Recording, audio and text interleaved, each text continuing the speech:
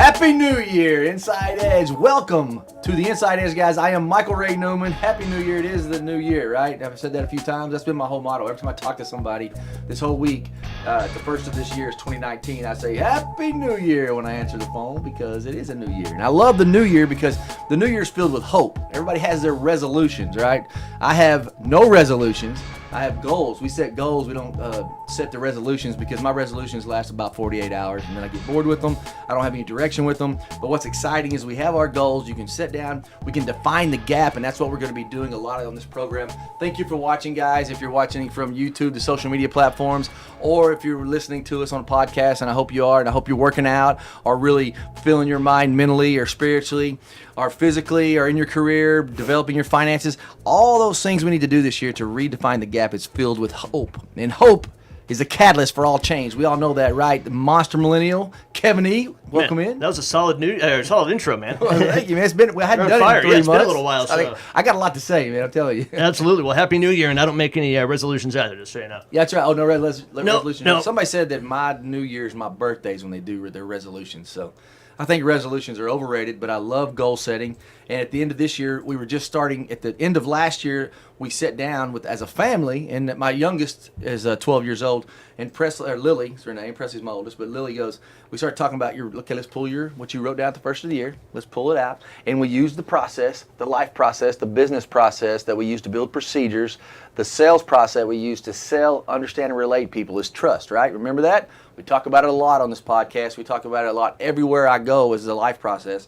It works with my little 12-year-old. It works in the executive boardroom. It works when negotiating, and it is trust. Think, plan, and prepare. And she pulled her list out, and she had things on there like get along better with her teacher, smile more. That's solid. Good goal. Have gratitude every day. It's funny that those little things. But it's her list, her goals. Her goals. When January of 2018, a little bit over a year ago, almost a year ago, she found out that she gets a tryout for cheerleader for the first year for school, and there's an All-American chosen. So what she did was, she goes, I'm going to be All-American. All right, what does it take to be All-American? She said, well, I'm going to have to work out and eat right, and I've got to, you got to prepare like a champion, right? And we have this mindset of a champion that Edwin Britt and I, Edge Global Inc. delivers corporates all across America this year. We've delivered it, between he and I, a couple of hundred times. And it's the premise, and the whole thing is about preparing like a champion. Because when you chase championships, like if we're chasing to be number one in a goal in a period of sales, or if you're chasing the playoffs right now, we're talking about the Dallas Cowboys in the playoff run, they're trying to chase that championship. If they're just trying to win the championships, win or lose, it's final. It's over. But if you prepare yourself mentally, physically, and in everything you do to be a champion, to play like a champion, and you're always on that level, then when things come to you that are unexpected, you have things that beat you up, then you prepare yourself and you have the mindset of a champion.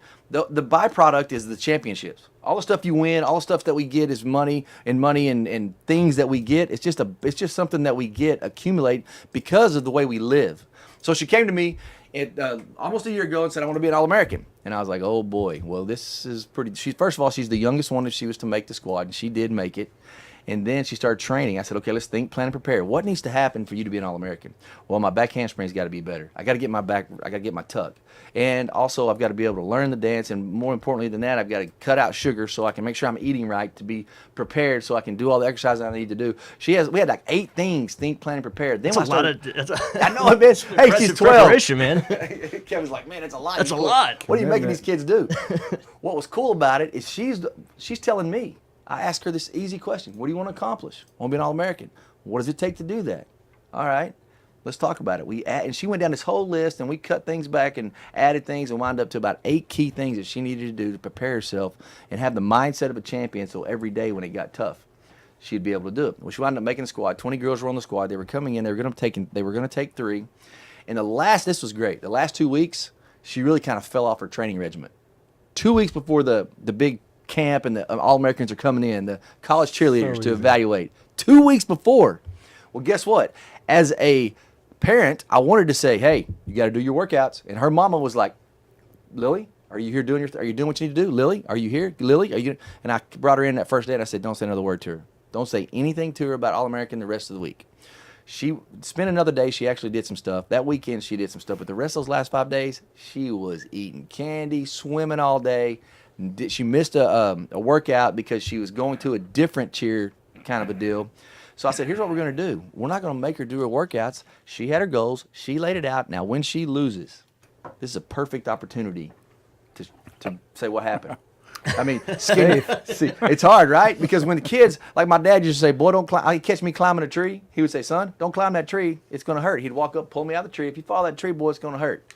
And then guess what I would do? 20 minutes later. Fall out of the tree? Before I fell out, though, guess what I was doing? I was climbing the tree again. And instead of him doing those helicopter parents, like we won't even let our kids fall down these days. We won't let them, upset their status quo. We won't let them skin their knee. We always go talk to the teacher for them. We do their homework for them. My neighbor, the kid came home the other day and failed his paper. She was fired up and just flat out pissed off. I was like, what are you doing? She goes, I got an A. I mean, he got a B on that paper, and I wrote that paper myself, and it should have been an A. So we, as parents, when kids run into tough times, we mow the path and level everything out so they can be successful. We set her up. She set herself up in January. In July, she fell off at the end, and I was so excited for her. I wasn't excited. Her mom said I was excited. I was not excited for her to fail. But you're like, ooh, this is going to be a good life lesson. It's going to be great. I'm going to set her down and say, now, what did you accomplish? And what did we do not to accomplish what you need to do? So you got to finish, right? You got to finish strong. That was my whole deal.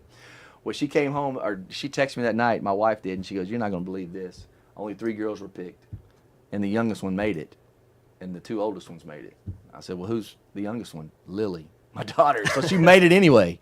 So she's, my coach says one time, Michael, to play quarterback, you got to be confident, not cocky. And I'm sure he wasn't telling me that because I was being confident. And I think Lily might be a little confident right now, so I'm looking for a way to knock her down a little bit. I think she's be taken down a peg. Yeah, maybe to take her down accomplishment, But I really, and people ask me this, and Alan Waco, a good friend of mine, said, what happens if she doesn't make it? And she put all that work into it. I said, that's better, because what's going to happen after that? She's going to be better for it. And when she gets away from that and walks away, and the pain is a casual glance. The pain, when you screw something up, you look at it and go, oh, man, that hurt. I don't want to talk about it. But when you really take an in-depth look and turn around and find out, why did this not work out for me? What could I have done to make this come out to the way I wanted it to come out? Then it's a teachable and coachable moment. That's exactly what we would have done there. And there's other things that we've done and she's done, and I hold her to a pretty high, account. I want her to be the best she can be, right? That's all we want for all of our kids. But it's so easy to do the short-term easy stuff for them so they won't hurt, but that really hurts them long-term. And I told her this week, I said, I'm not raising you to be a good kid. I'm raising you to be a good adult. So it's really easy. And that's what's for that whole long little story there. That's my story time for the day. Yeah, that was good. That was a good one. But it's a true story, man. I talk about my real life, and there's no doubt, without a doubt, right now we are putting goals in place. What I call my goal setting program is defining the gap. Now, if you think about a whiteboard, if you're looking at a big whiteboard, I'm not talking about a small one. I'm talking about a wall, a complete wall, like this wall painted white. That's white eraser board, and you've got the little bitty bottom of that whiteboard, that wall. You've got a little stick figure of you. At the top of that is what if, and that's like, I know it's not possible. But what if your life could be like this? What if you could achieve mentally, physically, spiritually what you wanted? What if your career would be? What would it look like for your career to be perfect, right? How do you eat an elephant? You got so many things going on, you don't get anything done sometimes. Yep. And we had that conversation today. So what would it look like? What if? I know it's not possible, I know. But what if? Because and then what we do is that white space is the gap. And that gap is what we have to define. So we have to define the white space. And today, since it is the new year, and we do have 7 areas of growth in our life, which are mentally, physically, spiritually, personally, your career, your finances, and your family. Those are the things we focus on. And when we focus on those things, and Mr. Ziegler brought it to my attention, I'm not sure where he got it from, but it's, you rate yourself on all these areas 1 to 10, and then you find out where you need help in. It's a really cool pick me up. It's a good check up for the neck up is what it is. So we're going to be focusing on different areas of those for the next 7 podcasts. How's that sound? Sounds good, man. Sounds good, brother. And whatever else I want to rant on and ramble around on, right? Yeah, we take a few tangents, a few unexpected turns. Hey, the best podcast that we have, man, the best podcast that we have is after we turn the mics off. I thought that's what you're going to say. Like, yeah, when nothing's being recorded. Yeah, last time we were here, we had a 30-minute podcast, and then we talked for 45 minutes, and I said, why are we rolling on this? I know. I'm just not one of those guys to record someone without them knowing, but I'm like, I should secretly record it, but then I would know, and that would throw the whole thing off. It would probably work out better if you did that, though. I need to sign a release form from you as we do these podcasts. That's true. You just take me at my word that I'm not, So welcome to the Inside Edge. Today I have another guest, and the reason I'm telling you that we're going to be talking about the physical today is because I have a very good friend of mine, number one. So I bring people on the podcast, that people that have had an impact on me, and I love what they've done by living their life by design. We've had conversations over the years where this young man here has told me what he's done and what he's been through and what he's accomplished since then, and we're going to talk a little bit about that today. But I have here the CEO and founder of Evolution Required, Ken Garbez. Where's the clapping? Do we have You shouldn't have pulled the curtain back, so I'm just going to mix it in KG, later. So. There he is. Michael. Michael. Mix it in later. Yeah, there's no audience. curtain. Where's the studio audience? I don't know. So I've got Ken here. Ken Garbez, welcome. Welcome. Brother. We've Happy New Year. Yeah, Happy New Year to you too. So you heard my little rant there. A little bit. Yep. Ken flew in today from Miami this morning. I picked you up. We went back to the office and back to the Bat Cave there, and we had a kind of a mini whiteboard session, but really define it. You do a lot of different things, man. I mean, you have what's really cool. Kenny's really transformed himself over and over in business. I mean, you've moved through an industry, a lot of different places, so now you could run the industry you've come from. You kind of moved in a parallel thing going into where you are now. Right. And then about how many years ago was it when you just started getting crazy about being healthy? Yeah, actually, it started about 15 years ago when I realized there was a problem. It took about another 10 years to actually act on it. Well, before well, be let's just say honest. I met you in San Francisco. Yep. It's where you're living. And next thing I know, you called me and say I'm in Vegas. Come see me. Yep. And then next thing I know, he goes to Miami. So you're not afraid of it, that's for sure. No. So not at 15 all. years ago, you started noticing some stuff, and you weren't, I don't know, what was it? Weren't happy? You just felt like there was more to it, or Well, let's start. I smoked for 30 years before I actually quit. that just so is So- not you now that I know you. I mean, now I would never picture that. And I knew you when you smoked. Yeah, I smoked a lot. Yeah. So back a day. Binge drinked on the weekends with all the buddies and friends. Had all that good times. I've heard rumors of that. Yeah, a few rumors. Never together. No, we wouldn't do that, right? Right. Pretty much, I went to the doctor once, and they told me my triglycerides were like 777. They're only supposed to be like 100. Oh.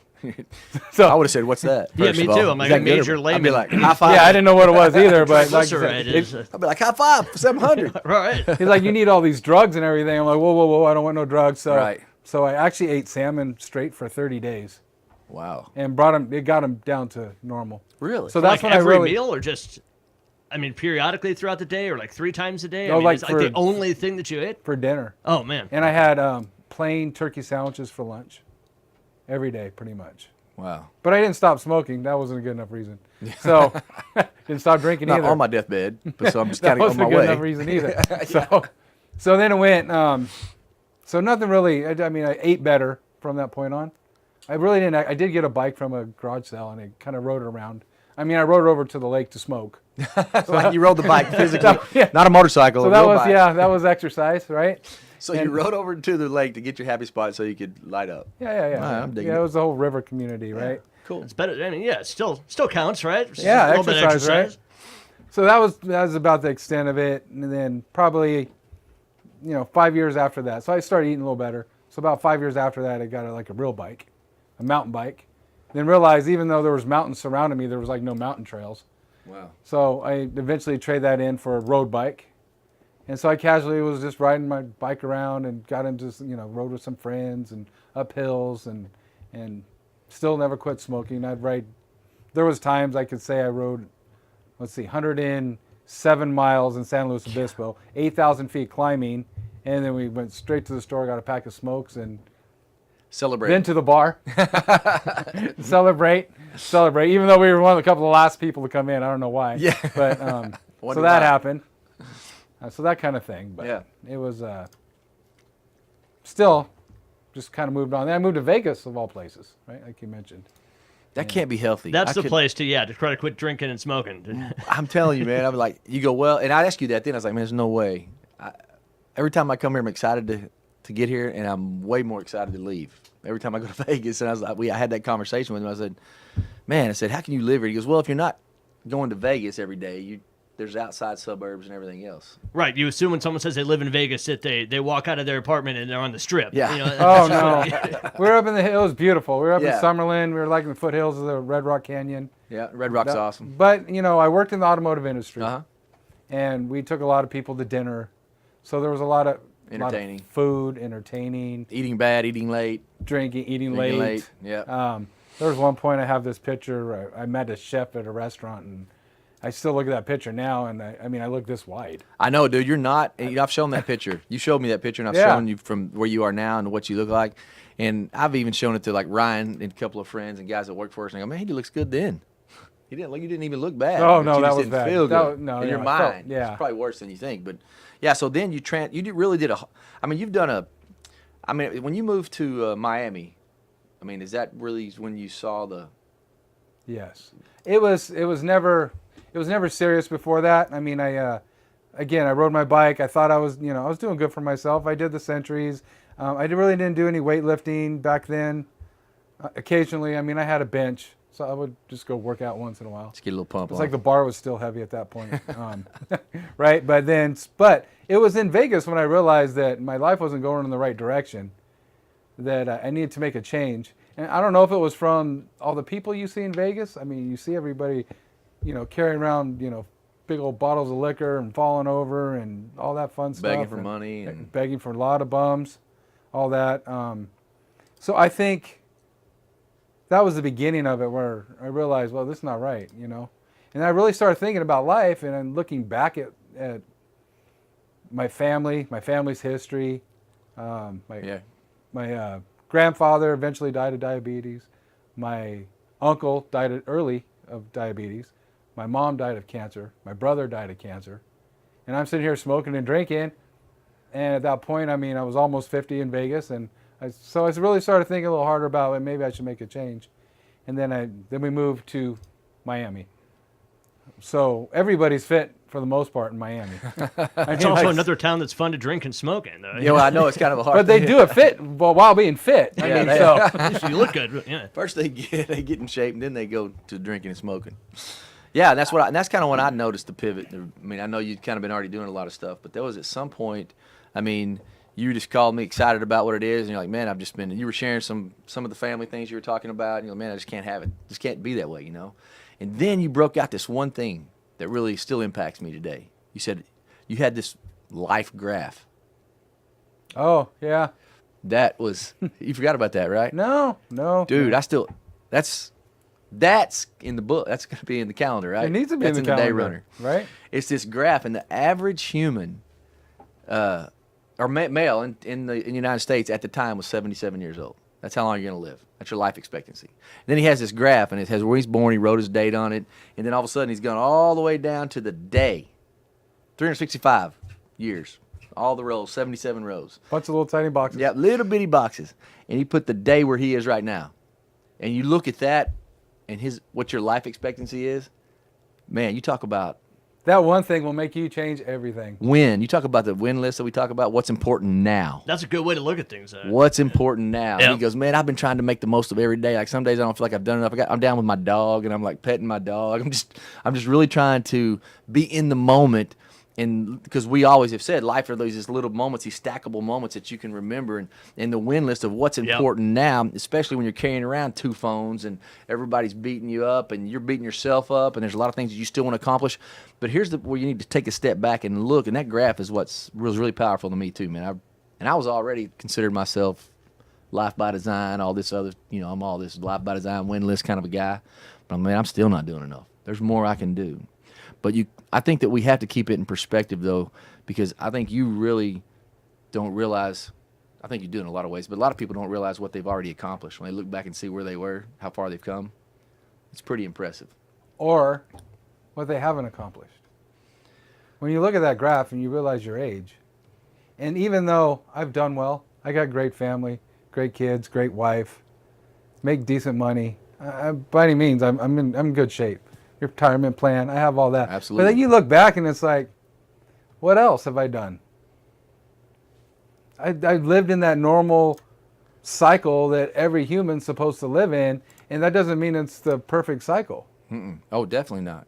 You I mean, call because it- you get the point is you get trapped in those days of repetition over and over, good or bad. Mm-hmm. I mean, I have a lot better good repetitions now. Had a lot worse ones back then, right? But and that's when the squares add up. All of a sudden, oh my God, I just turned 50. I got less time than I do have more. 77 and 50.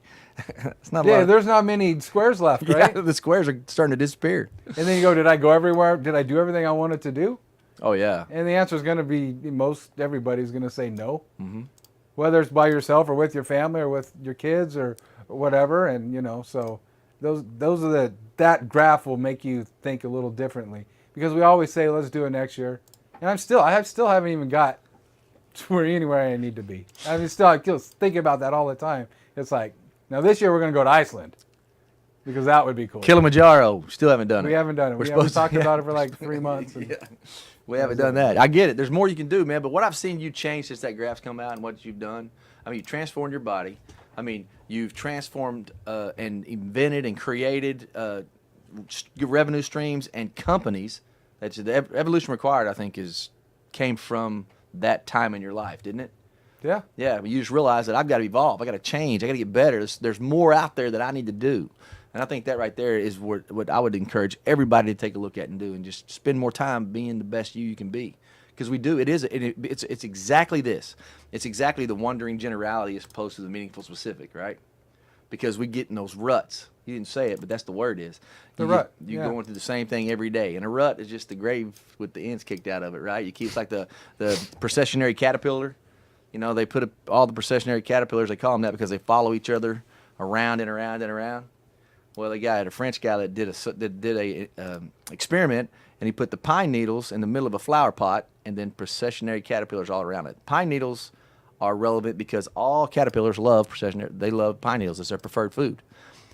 24 hours, 7 days a week, they did this for 7 days straight, 24 hours a day, and they all died one at a time. Yep. Food was 3 inches away. We get so focused on paying the light bill, so focused on the next Exactly. week's paycheck, focused on the things that are they important? Yeah, we got to have money to live. But if they really would go follow their passion and put together a win list, spiritually, mentally, physically, your career, personally, financially, and your family, put that kind of stuff in perspective and use a process to build a procedure. And the secret of those two things is the third thing: your personality, your passion, what you really care about. When you put those three things together, those three things alone, a process that you trust, and ours happens to be trust. And then the procedures, you build that with your personality in those 7 areas. I promise you, it changes your life. And you don't even, and I can go look at you and I can tell you from that time that I met you since that came, I knew you before too, that you've done that. You don't even realize what you've done. And I didn't even realize what I've done 5 years ago when I flipped the script and started telling people how I built all these businesses, how I've been able to make, impact generations of my family kind of money. And that's not the most important thing I've done either. Most important thing is what I'll do, because when I die, I'm gonna die and go to heaven, but my spirit will live on in the people that I impact, my family, my friends, and anybody else that'll listen. That's it. And I think you realize that. I mean, not know so many words, and that's the reason I have you here right now, man. You've made a huge impact on me, and I sincerely appreciate you. I appreciate your leadership. I appreciate you being able to stand out among a crowd. One of the industries I'm involved in is the same as his, and it is heavy.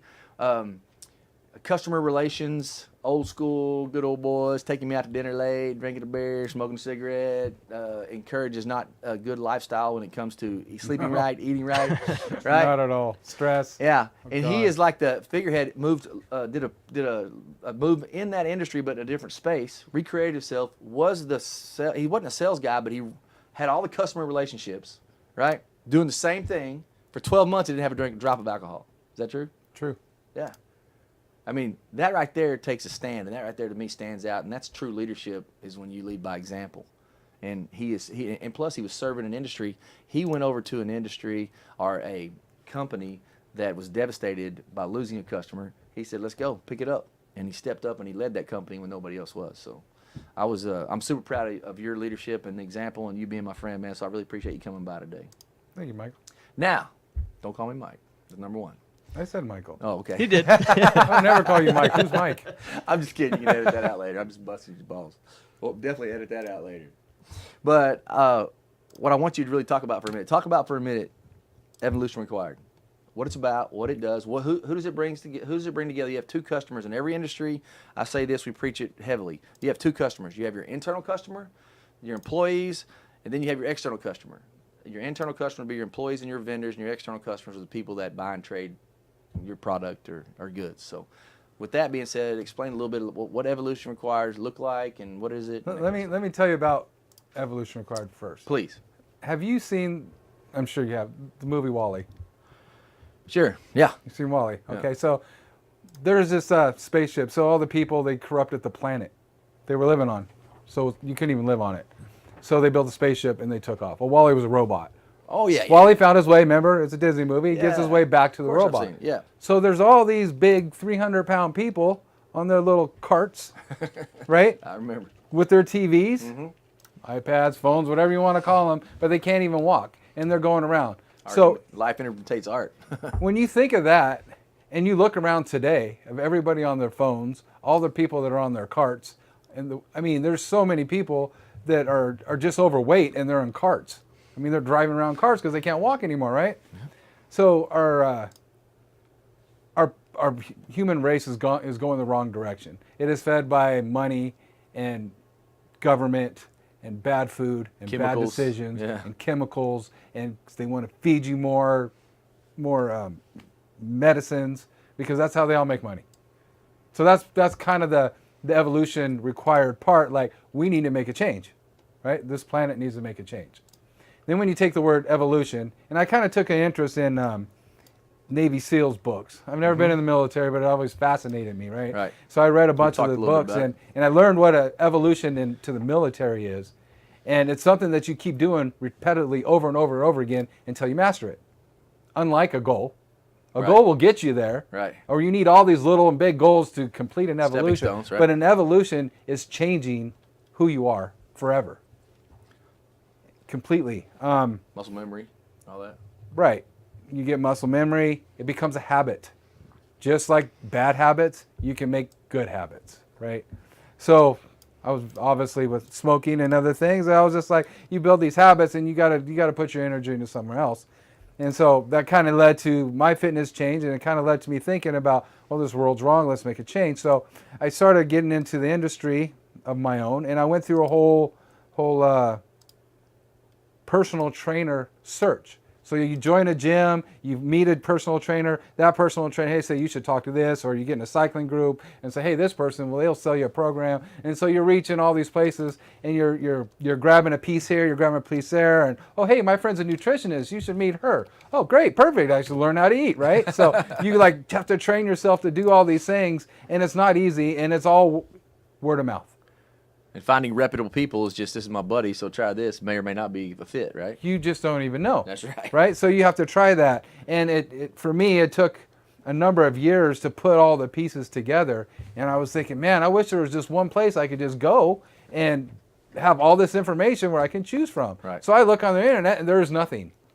There's everybody selling you a program, but they're not selling you a package, or they're not selling you a local trainer because maybe I need help. Maybe I don't know how to do that lift, Right. or whatever. So, yeah, you can join gyms, a CrossFit, did that, right? But then I found my personal trainers, went from CrossFit to powerlifting, and now I do everything in my garage. I finally learned everything myself. It took me a long time, but I still retain a personal trainer, nutritionist on and off, and this and that. So what Evolution Required has become is a place where people, you can go on there and say, hey, you know, I want to learn how to lift. I need a trainer.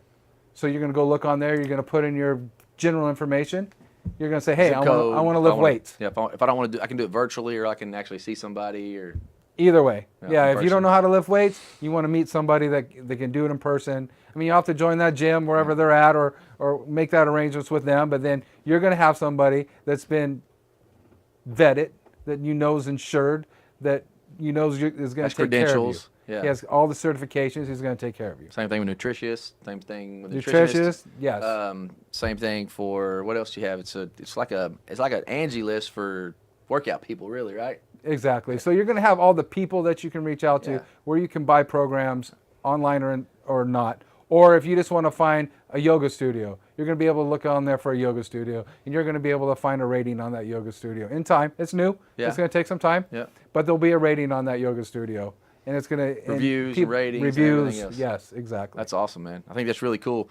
And you're really building this from a grassroots level, so I think it's going the right way. You're doing this right in Miami, Yep. and then you're pushing it out. And I know who you've brought on, the team that you're building as far as technology, and they're right on point. So I know it's going to be great. What do you think? Okay, because what you said there is like, here's what you can do out there right now. If you want to work out, you can YouTube, you can Google, and you can find all these people that say they're selling stuff. But there's no really, a lot of it, let me ask you if you agree with this, there's a lot of it behind it. It's just a lot of fluff.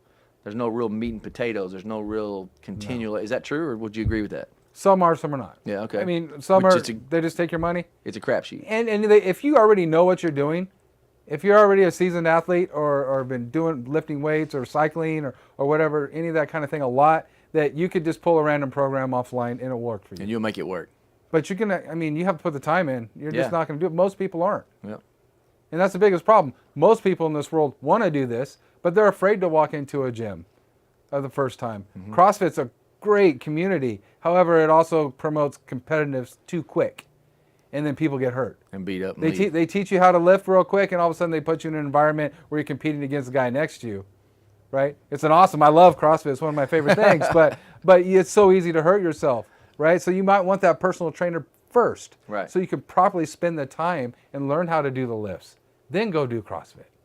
But where do you find that person? You can go to the CrossFit gym and use their local guy, but that's just going to be the guy they tell you to use. Right. You don't get to choose that person. That's good. At least this way you can choose who you want. And right now, it's the first of the year, so you're having a ton of people coming in for that, looking for it right now. And here, this is what I really think your program, and some of these programs are being built for, and we're talking about the physical piece right now, but it really goes into more of that. I mean, you really talk about mentally and spiritually, whether it be just meditating or whether it be what you believe in. Those things all really are. They're all intertwined. For sure. And because we're at the first of the year, it doesn't mean this can do any time. Any time of the year when you hear this, you have to start. The most important thing is that you start. You said something that resonates across anything I've ever done before. When I do sales training, our leadership training, we do our business elite training that has 7 areas. And it talks about your brand alignment, which is the marketing piece, and your sales piece. And then it talks about operational, which I think most things, operations piece to build procedures. That's what people don't have. They have all these likes and shares and hearts on social media platforms. But then they get all those, and how do you turn into money? Well, you have to have a procedure to build your operations piece, to build your operational piece, so you'll have the products you need to deliver. That's the big miss there. So we go through and do all this training, and then of course we have the accounting and the leadership piece is huge, and the communication and defining the gap. All those 7 areas is what we do. But this is what you said that resonated, that across anything I've ever done, sales, business training, C-level executives are notorious with it. Working out is the place. I'm going to do it. I'm going to go get up and do it. And I go out and I give it 100% for 2 days, get sore, and never go back. The systems, the procedures, it works if you do. That's the key right there. You said that. You said you actually got to do the work, right? Yeah, you have to make up your mind that you're gonna do it. And this is where Evolution Required, I think, can really step in and help people. It sets them up to be successful. Well, it's basically going to give you the same resources an athlete already has. Yeah, and it gives you that all that knowledge they have in their brain is going to give you a chance to be able to go to educate yourself in one place instead of having to dig it out over and over again, right? Yep. That's good. Exactly. Well, brother, I appreciate you stopping by. I look forward to Evolution Required. Check them out on Instagram. Google them. Come to our platforms, whether it be Instagram for us, KEPX. Kevin E's always got some good stuff going on over there, right? Right, man. Yep. Yeah. Mic off? I did turn my mic off. Yeah, come check us out for sure. Anywhere you consume social media, check You out got a big KPX program. Live. You got a couple of big things coming up too, don't you? I think we both do. We got a lot of sure big do, things man. in the works. First of the year, we're booked, so I'm excited for it, man. So if you guys need anything at all, please hit us up. Check us out on edgeglobalinc.com. Michael Ray Newman on the Facebook page, Instagram, Snapchat. Man, you old boys like me, you need to get on Snapchat. Follow me because I'll have you Snapchatting like a couple of 14-year-old girls. I'm pretty good at it. No matter what you do, guys, go out and be great today. Win. What's important now? Get your win list together. Set your goals. Define the gap. And above everything else, be nice.